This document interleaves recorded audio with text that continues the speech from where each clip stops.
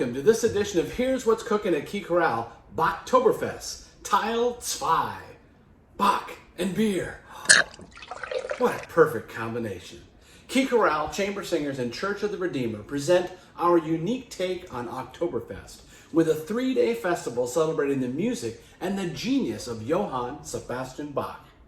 Enjoy 4 distinct concerts featuring the stunning virtuosity of soprano Mary Wilson, trumpeter Aaron Rahm, professional soloists, chamber orchestra, and our amazing chamber singers.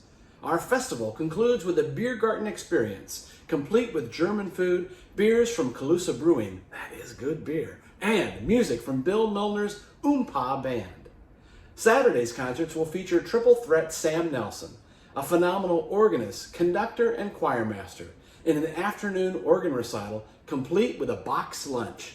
Sam will also be leading our Period Instruments Chamber Music Concert, a rare opportunity to hear instruments from the time of Bach himself. In this video, we will explore some of the music featured in our opening and closing concerts. And if you haven't already, don't miss part 1 on Key Chorale's YouTube channel. Bach held many posts during his life, but his appointment in Leipzig was his longest tenure and where he served until his death. He was cantor for the Thomas School, while also playing the organ and directing the choirs for the 2 principal churches, St. Thomas Church and St. Nicholas Church, as well as overseeing 2 other churches. But 300 years later, it's hard to believe that Johann was not the frontrunner for this job search. Of the 6 applicants, Johann was actually the 3rd choice.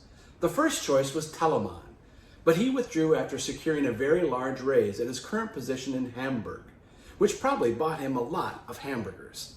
The committee's second choice, Christoph Graupner, also said no after receiving a pay raise and a more secure contract in Darmstadt.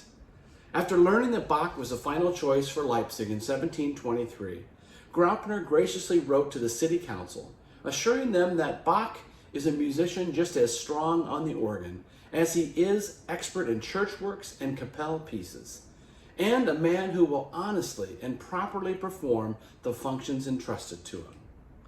So this was an enormous job. Bach was expected to compose a 30-minute cantata, supervise the copy of its parts, rehearse it, and perform it at one of the 2 major churches every week. He was also responsible for music for feast days and special events, weddings, and funerals.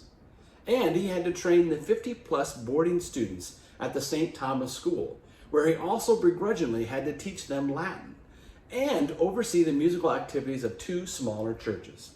I guess Bach may have been the first true workaholic. Surprisingly, with all this going on, he still found time to give the world some of the most well-crafted music ever written. During his tenure in Leipzig, he composed 3 annual cycles of cantatas. Now, cantata is a word we don't really use much today, but Bach composed hundreds of cantatas. In a nutshell, a cantata is a composition for soloists and orchestra, with or without chorus, with several movements set aside for soloists. A cantata can be either a sacred or a secular text. While many of Bach's cantatas have been lost, 209 survive today. His earliest cantatas date from 1707, but the majority of Bach's cantatas were composed while he was in Leipzig. His cantatas usually require 4 soloists and a 4-part choir, but he also wrote solo cantatas for typically 1 soloist, one of which we highlighted in our Here's What's Cooking Part 1, which you can access on our YouTube channel. And don't forget to subscribe. Most of Bach's cantatas follow this basic form: an opening chorus, a recitative, 3rd, an aria, 4, a recitative or arioso, 5, an aria, and concludes with a chorale. The opening chorus is usually a polyphonic setting, meaning made up of independent vocal lines. Most arias in his cantatas follow the form of what we call a da capo aria, an A section followed by a contrasting B section, and then a return to the A section. The concluding chorale is typically a homophonic setting of a traditional melody that would be known to Bach's congregation. But he did not follow this structure exclusively. For instance, some cantatas have duets, or open with an instrumental piece before the first chorus. Bach lets the text determine the final form of each of his cantatas. For our opening and closing concerts, we have two major works celebrating their 300th anniversaries, the Mighty Magnificat and Bach's Cantata number 21. For our festival, I wanted to program a cantata that really featured the choir and our amazing team of soloists. So I chose a cantata that strays away from this standard structure just a bit. Cantata number 21, Ich hatte viel Bekümmernis, My Heart Was Deeply Troubled, is what is sometimes called a double cantata. This cantata is in 11 movements. The first 6 movements would have been performed first, followed by a sermon, and then the remaining 5 movements would be performed after the sermon. Good news, no sermon for this concert. The cantata opens with a stunning and hauntingly beautiful oboe solo. When you hear it, you immediately get why Bach did it this way.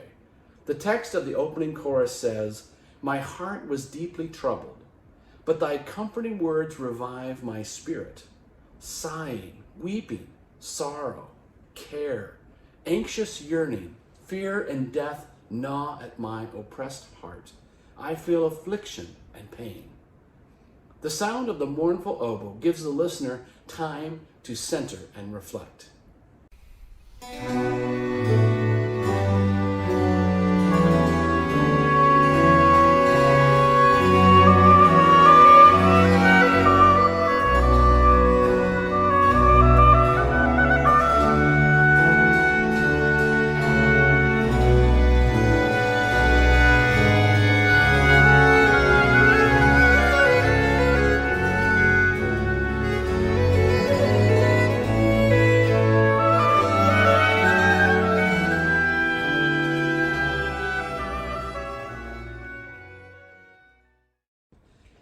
After the oboe solo, 3 block chords on which the choir states 3 times ich, I, sets the cantata in motion.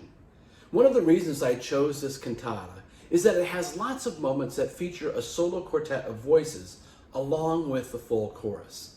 This added texture is less common in his cantatas, but the contrast is a welcome one. The solo quartet state the first fugue theme of the work, which is then taken up by the choir. A single adagio measure ends a section with the word aber, but. Here, Bach moves from focusing on the suffering to focusing on finding comfort in the Lord.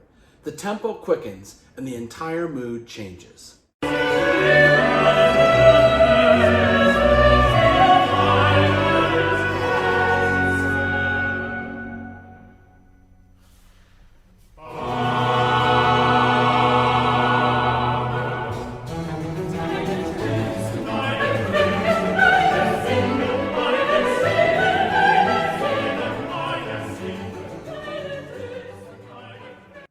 Along the way, Bach gives us stunning music for our guest soloists that are absolutely divine. This particular cantata also has some moments that are completely tailored to what soprano Mary Wilson does so well. Her brilliant tone and excellent musical phrasing are a perfect match for this piece. She will also be joined by baritone David Tenervia in a lovely dialogue between Jesus Christ, portrayed by the baritone, and the soul, portrayed by the soprano. This duet is quite remarkable. Another reason I chose this work was its final movement. Here's what Nicholas Anderson has said about the finale. The concluding chorus is a veritable coup de théâtre. In a dazzling declamatory outburst, Bach suffuses his canvas in a radiance of color, unleashing 3 trumpets and timpani for their first and only appearance in the cantata. This hymn of praise is in the form of a prelude and fugue, whose jubilant, even heroic character brings one of Bach's most powerful cantatas to a resonant concluding Alleluia. Studying this work reminds me of one of my favorite Bach quotes, "Where there is devotional music, God is always at hand." Certainly this is heavenly music in which craftsmanship and faith intersect in ways that are truly powerful. Each concert during our festival will also feature a motet. These are virtuosic wonders for choir, intricate, challenging, and joyous. A motet represents one of the earliest forms of polyphonic choral composition in Western music. It is a vocal composition on a biblical or similar prose text intended for use in a church service. The earliest motets were performed a cappella, but as we travel from the Renaissance to the Baroque period, it became more common to add instruments. Two of the motets we will perform are for two four-part choirs working in tandem, but often antiphonally with each other. These 8 voice parts will be doubled with a group of woodwinds and a group of strings, helping the listener to hear the interplay between the two choirs, and one of the ways these works would have been performed in the time of Johann Sebastian Bach.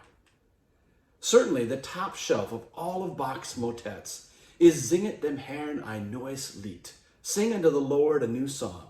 It is a firework display of virtuosity, of polyphonic richness, and the most challenging and difficult of the motets to perform.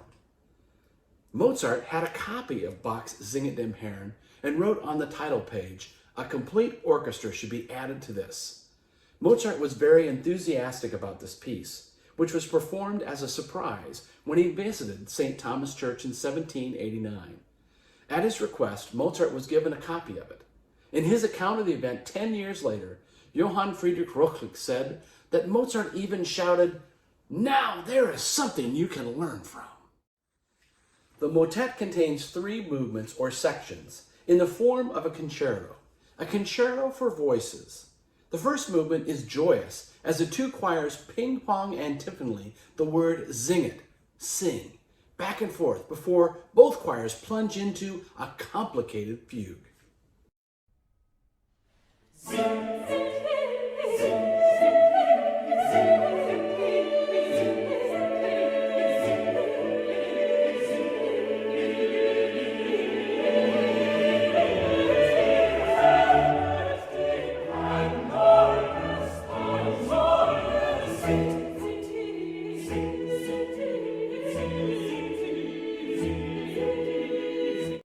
The second movement is a slow chorale sung by choir 2, while a choir 1 of soloists interweaves an ingenious aria through it.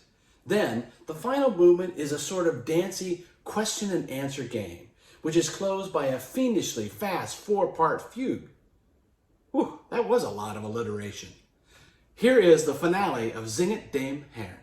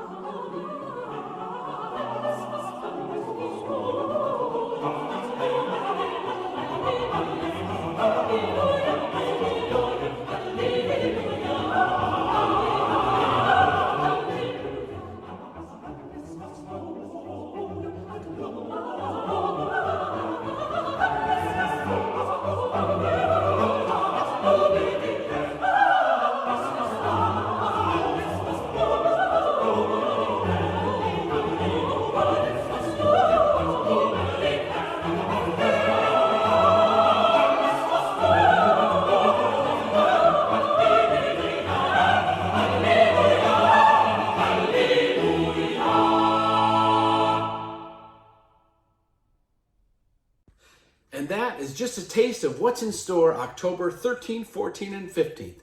If you want to explore more, check out our Here's What's Cooking Bachtoberfest Part 1 on Key Chorale's YouTube channel. Sublime music, exquisite artistry, and a little fun too. That's what you can expect at Bachtoberfest.